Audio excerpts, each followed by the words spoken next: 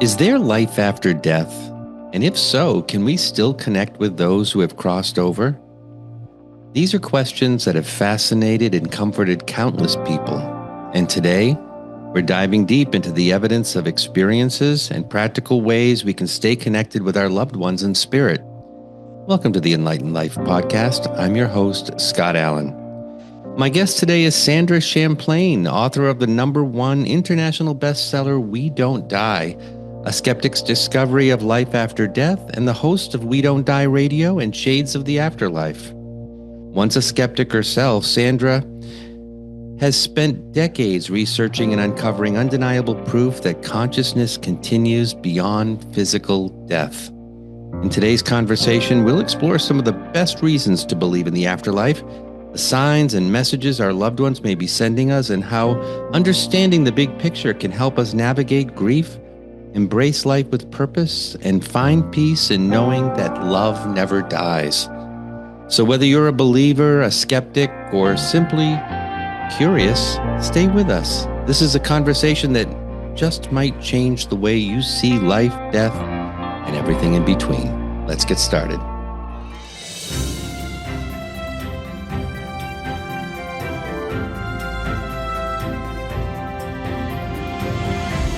Hello, my friend. Hello, Scott. I'm so happy to be here. And hello, listeners and viewers.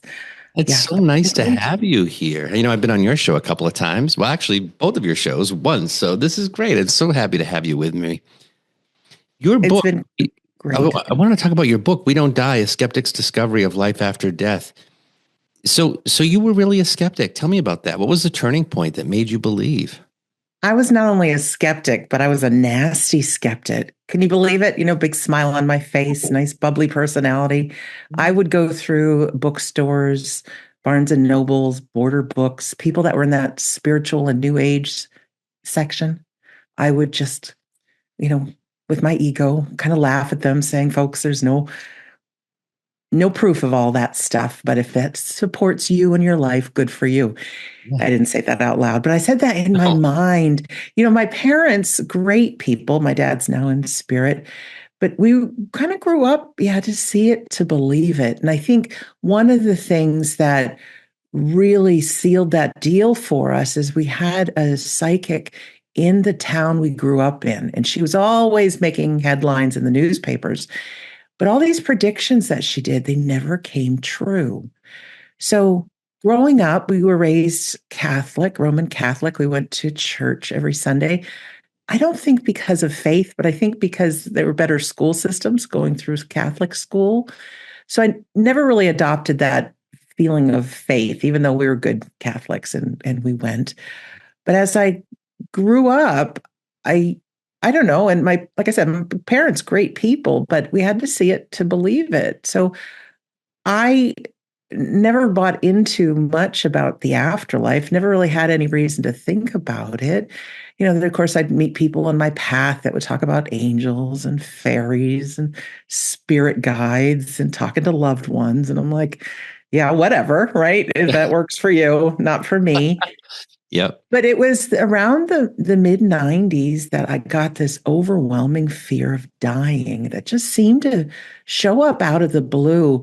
Now, as a younger person, I volunteered a lot and I'd work in hospitals and nursing homes. And of course, people died. And I was very close to some of the people that had passed away. And so I don't know if subconsciously that planted a seed or, I was meant to go on to doing what I am now because I thought, personally, I think I'd be the last messenger for this message because I was so anti all of it. But when that fear came over me, I couldn't even go to bed at night and not think, if this was my last night, what happens to Sandra? Do I go on? What else is out there? And so this fear led me very secretly, Scott, into looking for something to believe in. Not just a faith, but something that would give me knowing ultimately to end this fear. Because anybody who's experienced fear and you can't let it go. And of course, the more we think a thought, the more we continue to think that thought, it shows up automatically. And that just showed up for fear for me. So like I said, very secretly, because everybody knew me as, anti this stuff, I started my journey. Wow. So what was that piece of evidence, that thing that really convinced you ultimately? Ultimately, it was taking a class in mediumship. Now, I would have never thought I'd take a class in mediumship, but I had gone to a live medium demonstration with a friend of mine, and my friend wanted to go. And I thought, oh, this is just entertainment, right? Just entertainment. All the messages are going to be generic and they're going to try to sell us something, right? That's what my skeptical mind went into. And I witnessed not that. It was a very low entry cost to get in. The medium had written a book, but she wasn't trying to sell the book. And the messages that she brought through were so personal, so joyful, so loving that I left that and I thought, wow, like I wasn't expecting that. And I looked online and this lady was offering a class in mediumship and it was on the other side of the country. I live in Rhode Island and this class was out in Laguna Beach, California. And it was a lot of money, I have to tell you. It was a lot of money. But I just thought, if there's anything to this, I want to know. And she made this promise that if you're somebody that attends the class, you'll be somebody who can accurately tell the deceased people around others. And I'm thinking, okay, I don't believe this, but the only way I'm going to know for sure is to go. And of course, the foundation under all of it was that great fear of dying. Like I really wanted some kind of evidence to know that we go on. So I took the course. There was only about 15 people in this beachside resort, really nice place. And one of the first things the leader had us do is she told us a little bit about how mediumship worked. Not too much. This was just a weekend class, mind you. And she said, I want everybody to just grab a partner. And she says, we're just going to play. We're not really going to do medium readings here, but I just want to show you the elements and talk you through as if you were a medium. So she had us each grab a partner and sit knee to knee with each other. And she says, one of you go first. And I think I'm a pretty creative person. I'm a chef by trade. So I thought, I'll go first. But she literally said, I want you to make up that there's somebody standing behind your partner. Maybe there's some images or thoughts or feelings, share them with your partner. Maybe there's a message that comes through, share that. And so I had my eyes closed and I invented that there was a man standing behind my partner. And I just felt it was the grandfather on the mother's side. And I was just telling my partner the story, 100% convinced that I was making this up. I said, he was a fisherman in Denmark. His name was Jan. He died of lung cancer. I see him in my mind's eye, puffing away on a cigarette and coughing. He had blonde hair, blue eyes, big gap between his front teeth, and windburned sun from being out in the boat all that time. And then I just got this feeling that he was a real rough, tough dad, and he was gone all the time. And so he never told his daughter that he loved her, which would be this lady's mom. So I tell the story, Jan, fisherman, died, Denmark, all these details. And so when I felt like I had imagined enough, I opened my eyes, just ready to say, you go next. And she's crying. Her grandfather's name was Jan. He was a fisherman in Denmark, fit the description, died of lung cancer. And she was raised with an overloving mom because her own father hadn't told her, that he loved her.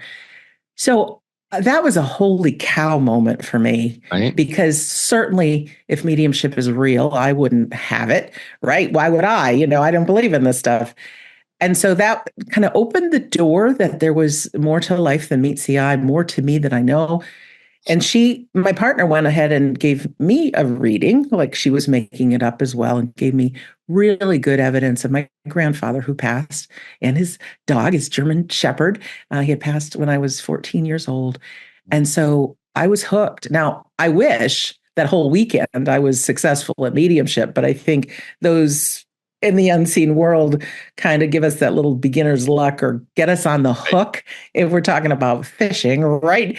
And so we go on to explore it. But anytime I tried to make it work, I would get nervous. But then anytime I was okay to be wrong and free to just explore, all of a sudden, those images that came in through my imagination or these thoughts and feelings, suddenly they belong to the other person. So that was the very first thing that opened the door that there's more. And, that fear was really dialed down, and much more happened than that in Sure. different ways. But that was the first thing, But Scott. isn't that the way it really happens, though? As soon as you let the fear go and get out of your head, it really just kind of flows a little bit.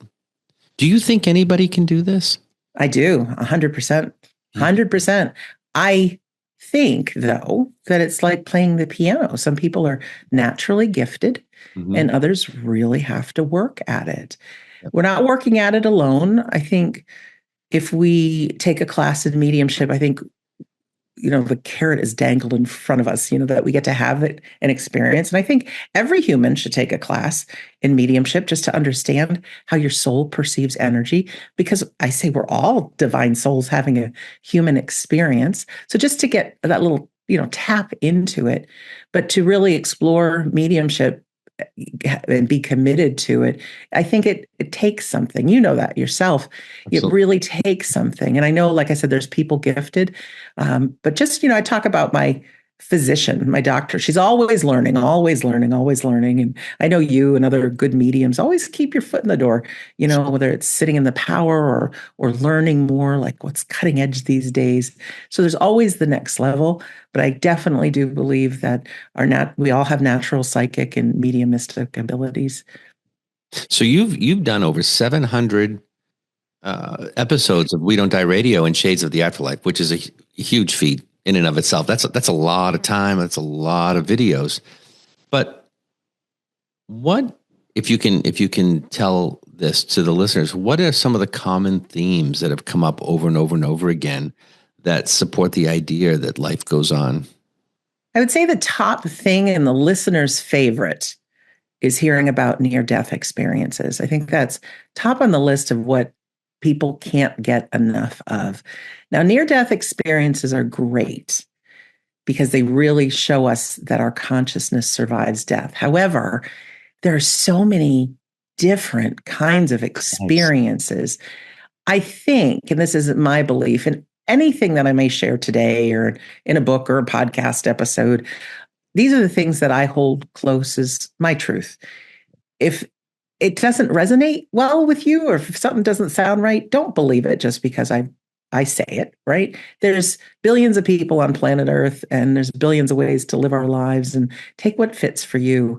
And speaking of near-death experiences, there's recorded something like, I don't know, 20 million different experiences throughout the years, lots and lots of experiences.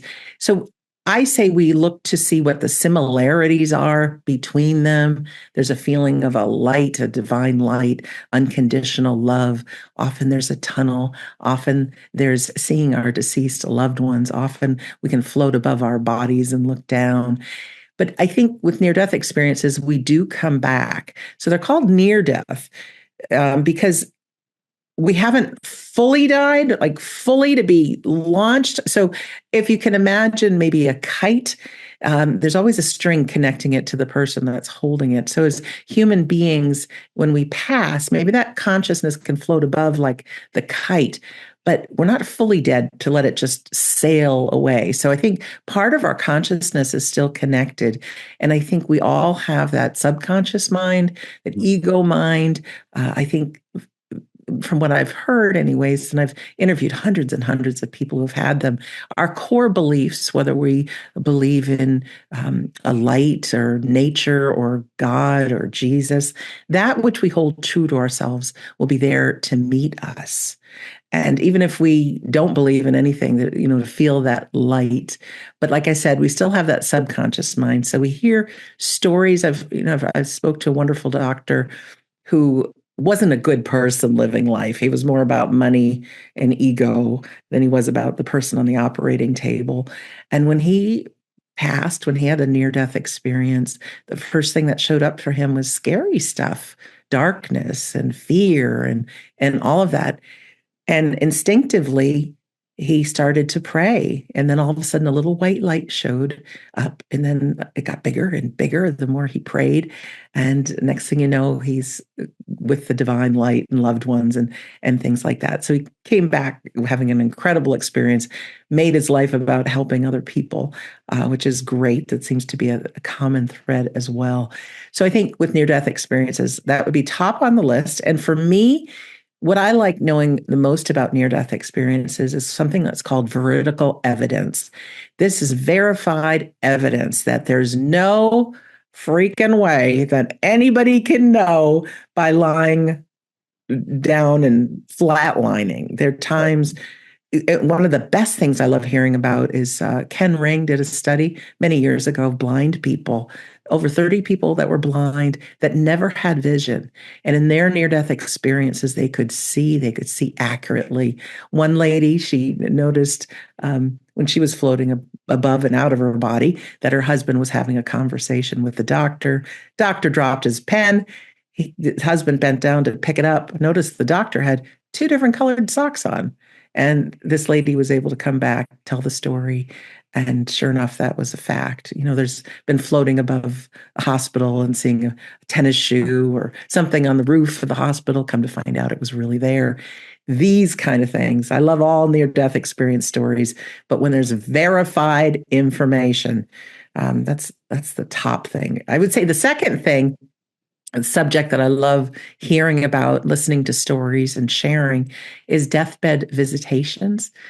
This is nobody dies alone. Uh, Dr. Christopher Kerr up in Buffalo, New York, he's got a wonderful book out called Death is But a Dream. And there's a wonderful documentary on him. And he studied something like 1,600 or 1,700 people as they were passing away in hospice. They tell the story that loved ones show up to them and they appear just as real as you and I appear right now. And they can hear their voices, they see them clearly. These people are not on drugs. These people are experiencing everything, and they can turn and talk to their loved one as if they are there, because guess what? They are. The people that come, Scott, they come looking young and healthy. And most often, they're parents or people that they knew really well. And there's a common theme to all the communication is to get ready because we're going to go on a trip. So it's beautiful to hear this. And no one dies alone.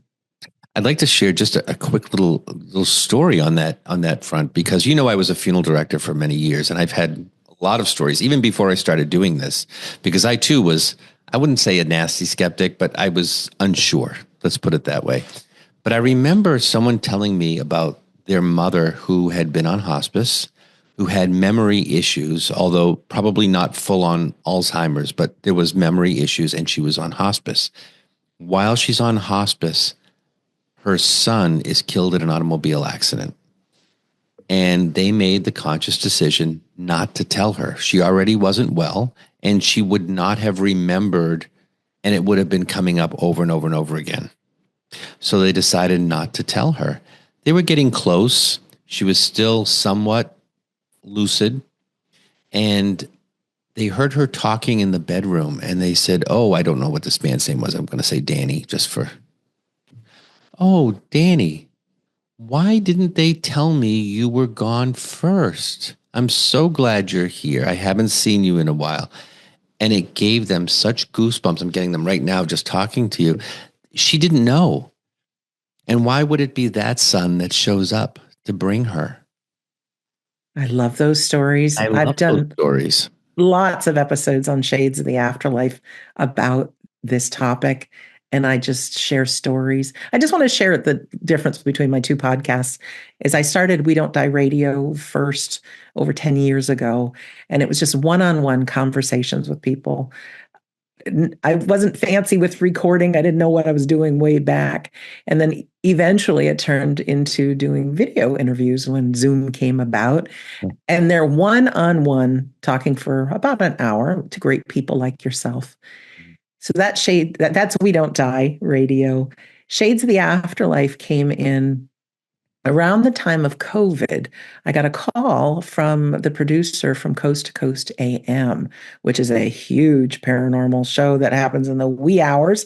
I've been blessed to be a guest on that show. And they wanted to start their own network with iHeartRadio. And they wanted different shows. They wanted a paranormal show. They wanted an afterlife show. And they said they were really impressed by my work on We Don't Die Radio. Nice. Would I want to do an afterlife podcast? That became Shades of the Afterlife. The difference is Shades of the Afterlife, I may have a guest on, but there's a lot of episodes that it is me as a reporter in on the afterlife. So I have full freedom to say, make a podcast that's just about veridical near-death experiences. Mm-hmm. And so during it is me sharing what's happening, what's out there, what are the doctors reporting on. And then same thing with, say, deathbed visitations. I'm free to just tell stories. And then most episodes are just a little bit of all kinds of things in there. But I've really gone, I think, to where no man or woman has gone before. You name it, subjects about the afterlife. And there's so many different reasons to believe that I now have well over 200 episodes of that show. And I'm proud of myself. I really am. And I think when I get a little older and my time's coming, or say I'm lying in the nursing home, I've got some good listening material that'll keep me remembering the big picture. And since you and I are the same age, that's going to be a long time from now. Long time. A long time. Too much work to do. I'm telling you. Too much work to do. I'm telling you. So mediumship is often seen, and we've talked about this even on your show, mediumship is often seen as controversial. What have you discovered about the authenticity of mediumship, and how can people discern real evidence from wishful thinking? Yeah, that's a good question. I think one of the most important things is you find a medium. I want to say when you go to a restaurant, usually they are rated very highly, or someone has been to it and has really recommended it. Same thing with mediums. I think when somebody hears that, oh, I got a great reading, you think, oh, okay, let me just remember that name, Scott Allen. Yeah, let me remember that, Scott Allen, or whoever it may be. And then as a sitter, there's some things that I'm really stressing to people. And I host a free Sunday gathering every Sunday, which is modeled after a spiritualist service. So there's opening and closing prayer, there's music, there's a reading, there's an address. But the last 45 minutes of every 90-minute Sunday gathering, there's a medium demonstration. So we always have 150 to 200 people attend from all over the world. It's free. It's awesome. But the thing is, I tell people on each and every one to really listen to the information that the medium brings forth. Of course, we've got a virtual group from all over the world.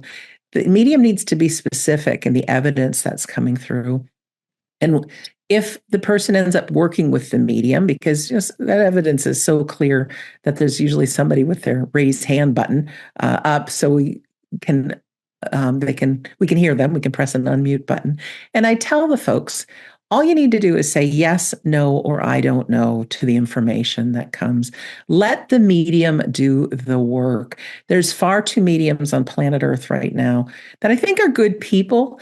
I think they're doing the best they can, but they don't know they can be better than they are. That's why I say keep training. And for the recipients, the sitters, to hold them to that level of yes, no, and I don't know. Let them bring through the information. Not, oh, Scott, I've got a man here.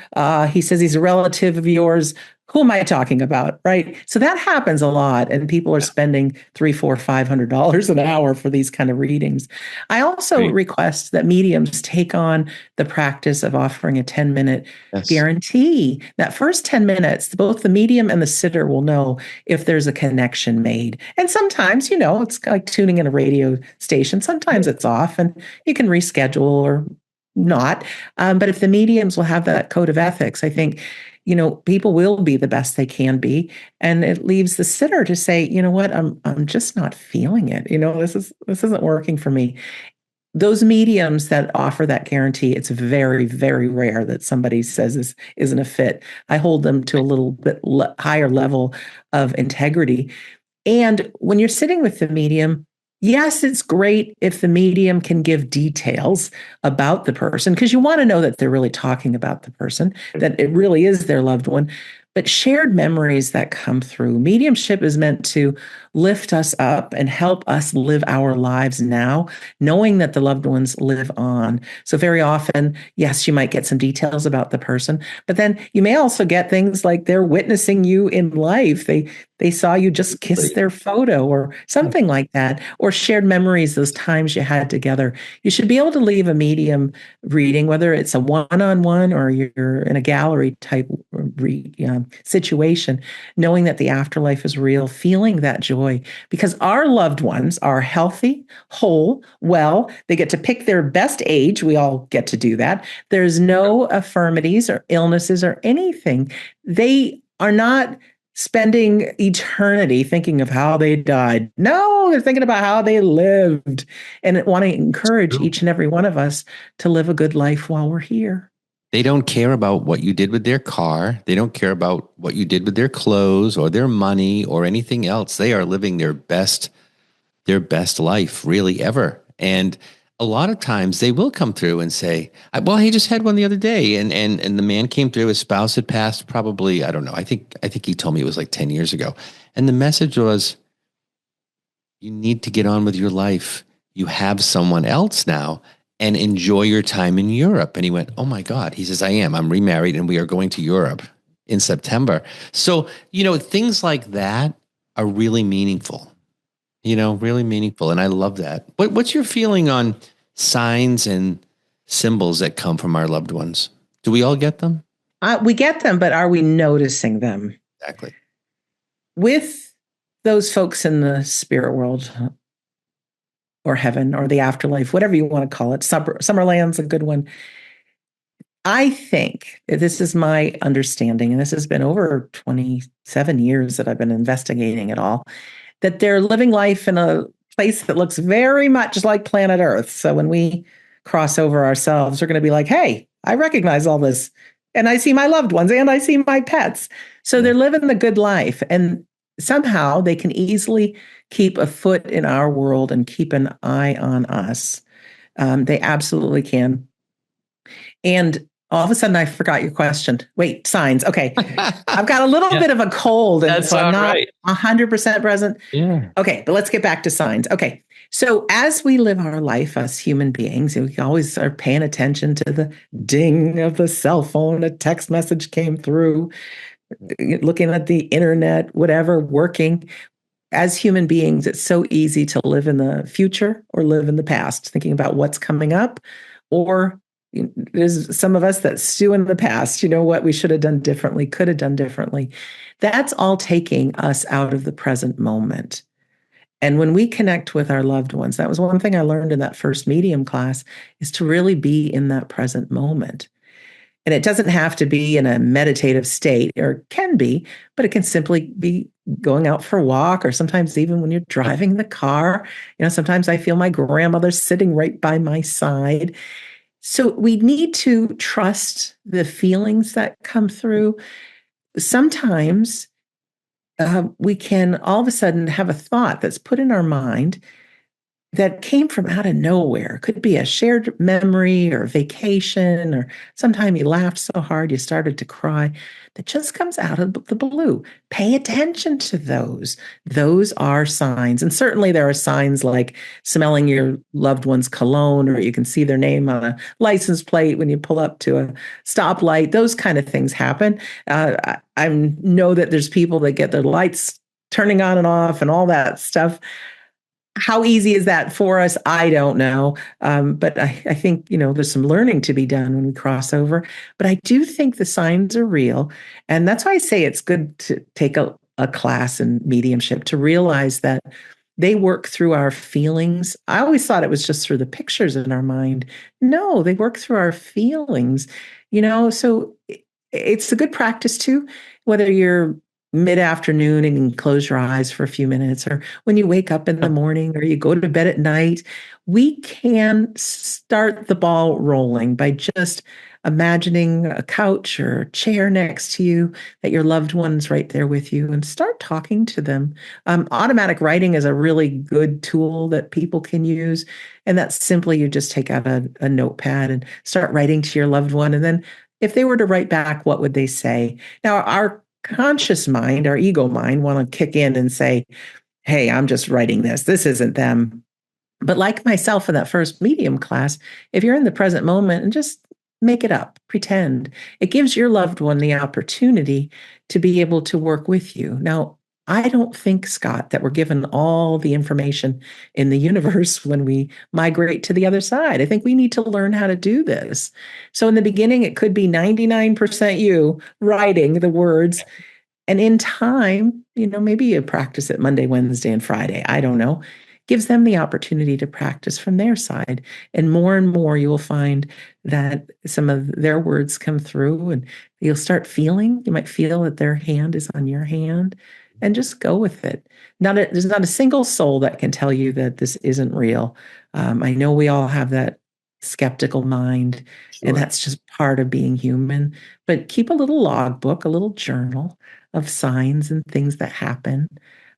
Because, like I said, our skeptical mind will want to kick in and say, this can't be true. But I want to remind people that we are on this planet that is in an ever expanding universe, right? We can't get our mind around that. Science can't prove why and how and all that as far as outer space, and then even down to inner space. If we tried to take a little camera and put it in one of the atoms that make us up, right? We got atoms and molecules and cells and all that great stuff that make us up. All we are is invisible vibrating energy down to our tiniest little piece, which I think is called a quark. It's just vibrating energy that makes us up. So we are living in an illusion, a very real one. I mean, I know pain and suffering is very, very real. I'm not making light of that. But if we start questioning all of it, even everything that we see, the fact that we're connected here today, 100 years ago, people they couldn't even fathom that there's communication this way. And sometimes I just look out on the earth and think, okay, there's rock, there's water, there's earth, there's vegetation. And out of that comes satellites and cell phones and cars and electricity. It's mind blowing. And I really think at some point, we're all on the other side and we think this was like going to school on a half day. When you think of it in terms of the vastness of eternity and all that there is other than this, if you walk into your kitchen and there was a drip of water that landed on a plate, and then you look in the water and you can see all of existence in that little tiny bubble. That's what I feel like this will feel like to us when we finally get to the other side, because it is. So I agree. And also, we live life in moments of now. So I'm looking through my eyes. I'm turning 59 this year, coming up 1 month away. And so I thought, well, where's 20-year-old Sandra? I still feel like the same me. And that's the beauty of it when we live in these moments of now, that at some point we're going to close our eyes and we're still going to be us. And our loved ones will be there. I want to share just a near-death experience that a friend of mine told me. My former career was I was a chef for race car teams. And my mom and I owned a 33-year-old business that we traveled the country cooking for anywhere from 400 to 1,500 people a meal. So we had a big, big thing going on. And one of the race car drivers who won tons of different championships, he told me after my book had come out that he wanted to share something with me. And he said that he had gotten into a terrible car accident and he had flatlined and he was in the hospital. He was put in a coma. And he said he had that experience of floating above his body and looking down. But he said he saw his grandmother and his grandfather who were deceased. And he said, where we go is so real that it makes our life on earth seem like it was just the dream. And in that moment, they gave him a choice. He could easily continue on and go with them, or he could return to earth and live his life. That there's lots of good things that we have for the soul about living life. So he saw his mom and dad and his brother praying by his bedside, and he knew the right thing to do was to come back. Well, he came back, and of course, he was filled with pain, and it wasn't a pleasant situation. But in his mind, he knew there was a bigger picture. So he went on to win all of these championships because he said, without the fear of death, there wasn't the fear of living life. So he was able to break just before going into a corner or drive a little faster than everybody.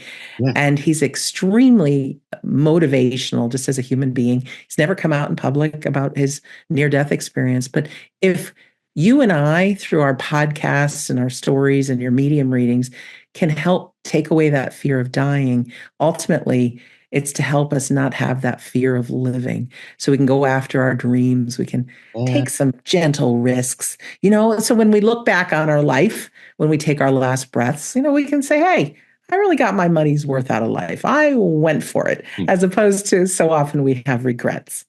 Well, and it's so funny because spirit does work in strange ways. And I come prepared. I have my list of notes and questions because I want to have a springboard. I don't always cover all the questions, but because the conversation goes where it goes. But my very next question was, how do you think embracing the idea of an afterlife changed the way we live our lives? And here we are, and you just answered the question. I really believe that.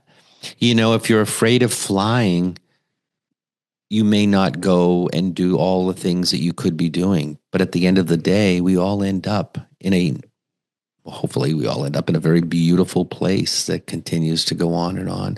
You had said something earlier about the gentleman that saw some scary things. Do you think that's a lesson to us that we need not be afraid of that? I think we always question, am I good enough? Am I doing everything I could do to be kind, to be generous? I don't ever think that I'm kind and generous enough. I really feel like there's so much more I can do. And I don't know that I do it. I feel like life gets in the way and life's frustrations and fears and all this other stuff. But do you think that is a lesson for us to take, that, look, it's not, even once you've crossed, it's not the end of the road. Just ask, pray and ask. And I agree. And we can come. Absolutely. I think, if we want to talk about it, and I don't want to get into a whole religious thing with you, but you think about as a parent, right? So, I have a son. There's nothing he could say to me that would make me say, sorry, go away, ever. I feel like I would want to be there for him all the time. And I think that any creator would want that for us as well. I agree. And I had a friend that earlier in his life, he tried to take himself out. And he had a near-death experience that scared the heck out of him. I think, and so does he, that it scared him so he would live life. So there's a lot of value for living life. I playfully say that if we're these divine souls having a human experience and we migrate to the other side, it's all good all of the time. And while that's wonderful, all good all of the time gets extremely boring, right? Yeah, doesn't it though? I know a man who's passed now, but he made millions and millions and millions of dollars, and he was unhappy. So it wasn't until he went back to a regular car and a regular house and made his life about being of service to others that joy came in. So I think that's important. And I do believe that we have some kind of a life review, and they can be different. I hear about these OmniMax screens by a lot of people that we see and experience our life like it's all happening at the same time, but we can experience the times that we made a difference, the times that we didn't, and we experience it from the other people's perspective. And after we feel that and experience that, no one is saying heaven for you, hell for you. No, it's all, how did I grow and learn? What could I have done differently? And then after that, you go to see the ripple effect of the difference you've made in the lives that you touched. And so if we have that coming up, what's from stopping us every night before we go to bed to look back on our day and think, okay, I made a difference here. I should have done this, or I could have done this. I just spoke with a man just a couple of nights ago who is a clinical psychologist who heard one of my earliest episodes about induced after death communication. That is something only qualified therapists can do and learn. And he said, it sounds too good to be true, to put people in this rather altered states using something called EMDR, eye movement. But he ended up learning it, and now he's a practitioner of it. And he says that he goes through life daily and he can now catch himself in the act. He doesn't even have to think about, will I relive this sometime? But he can catch himself in the act uh, or look upon his day at the end of the day and just see, how he did. Did I serve others? Was I kind? Was I kind to myself? Did I do the best I could? So we can have these life reviews every day if we want to. And ultimately, we live a different kind of life. And you know this as well as I do. Anytime we make our life or a big part of our life as to making a difference for other people, it's like our life seems to work out. So I think that being of service to others really is the coin of the spirit world. So, anyways, that's what I have to say. Well, and I think too, on that note, if you spend any amount of time wondering if you are doing enough, then you're in the spirit of what you're supposed to be doing or should be doing. Because it's as if people say sometimes, do you know if you have Alzheimer's? Do you know if you have Alzheimer's? Do you know what I mean?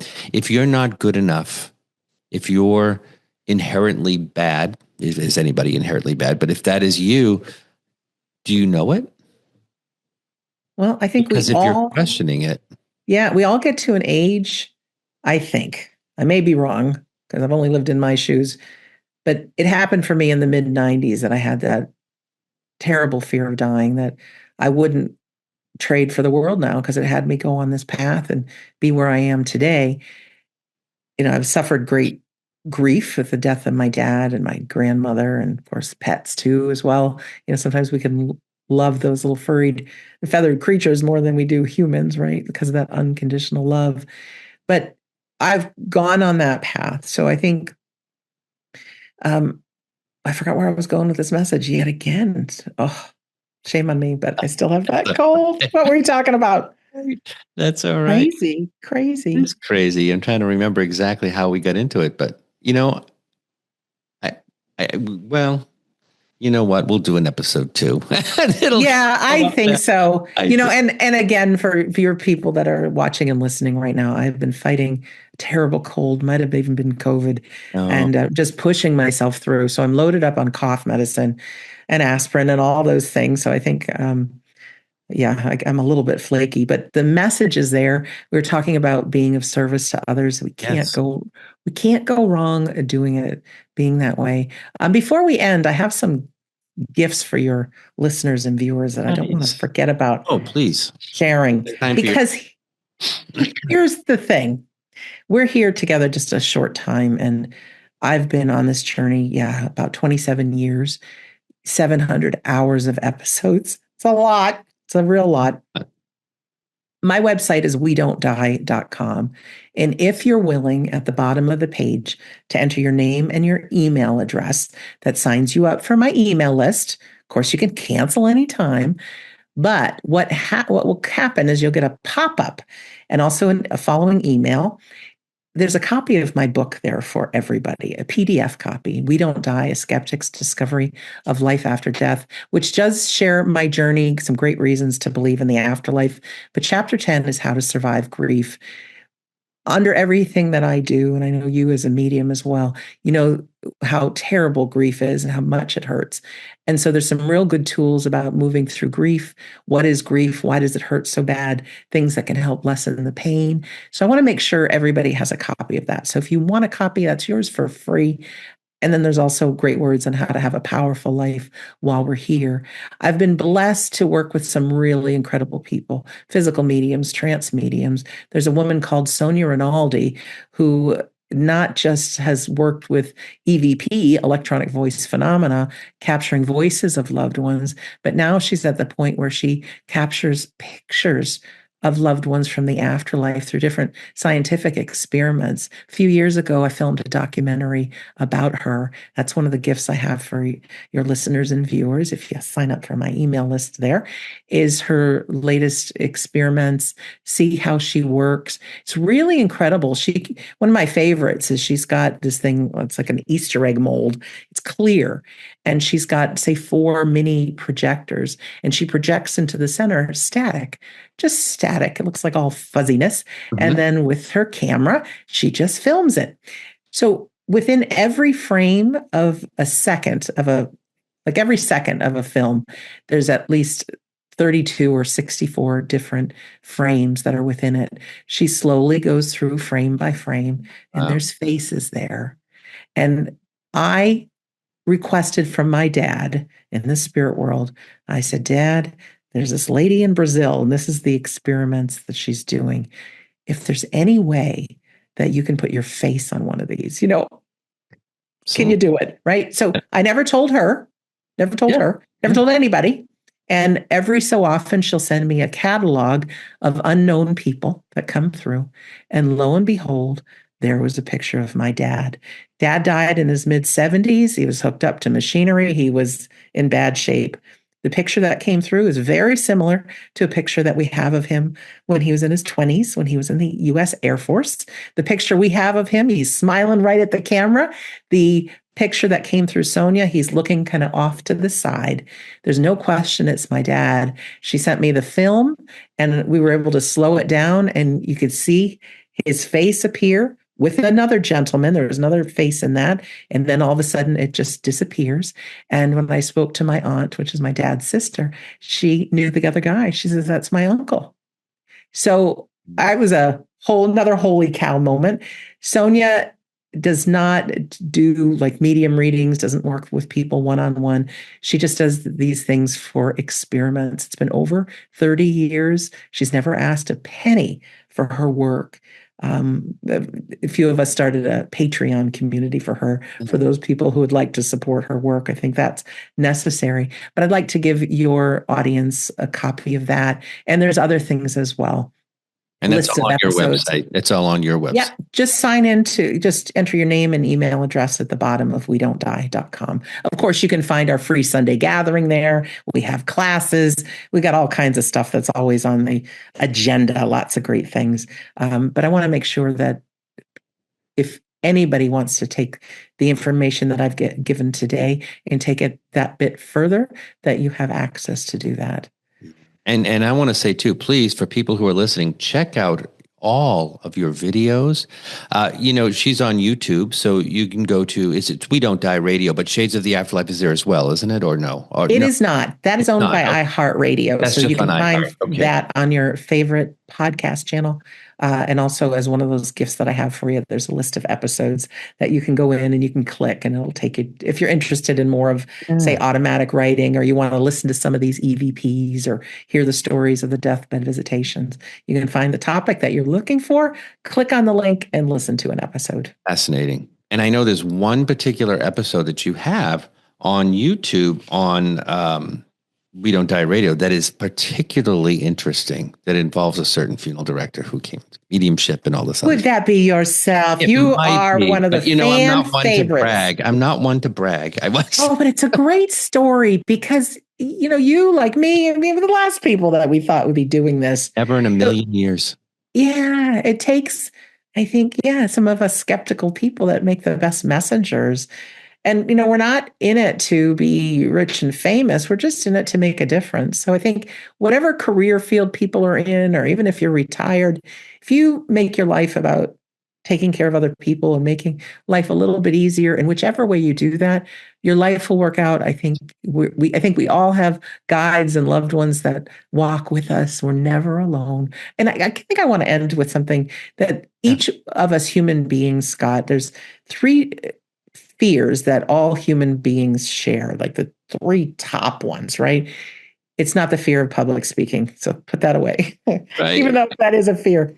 But it's the fear of death, it is the fear of failure, and it's the fear of being alone.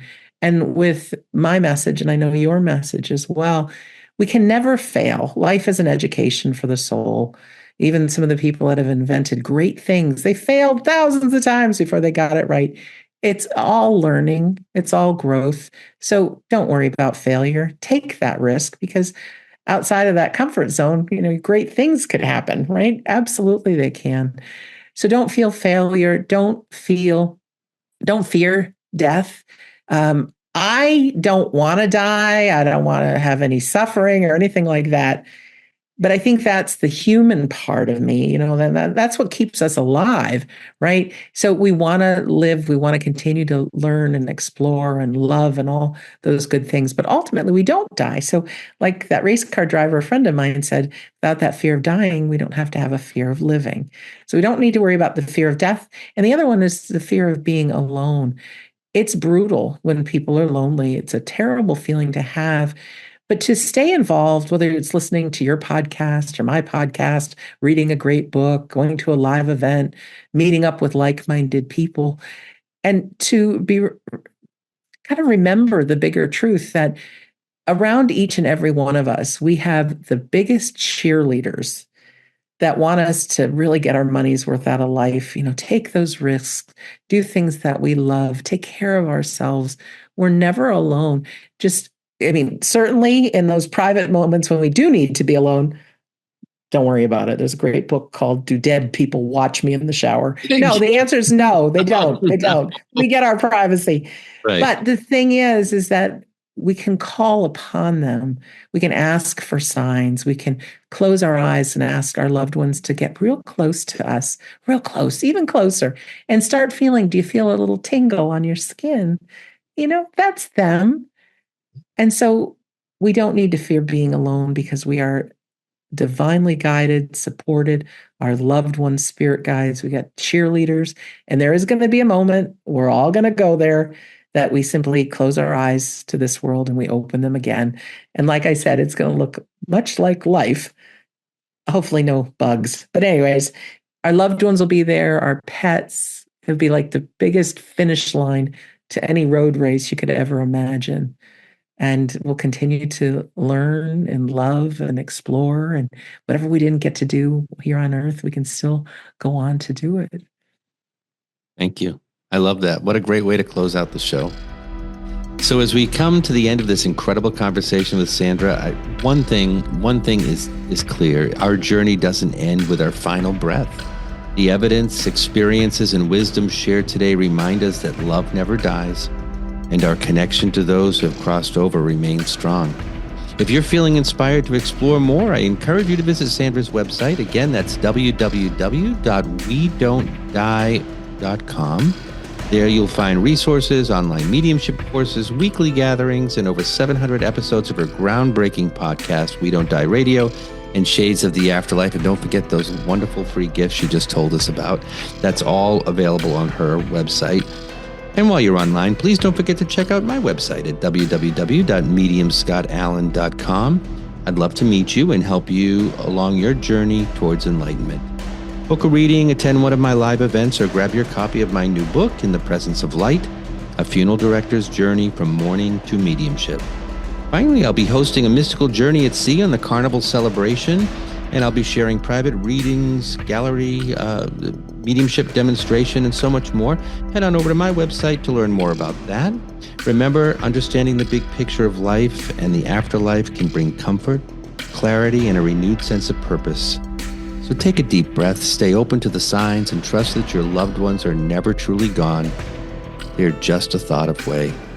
Thank you for joining us on the Enlightened Life podcast. Until next time, keep your heart open, your spirit curious, and keep on living your best enlightened life. We'll see you next time.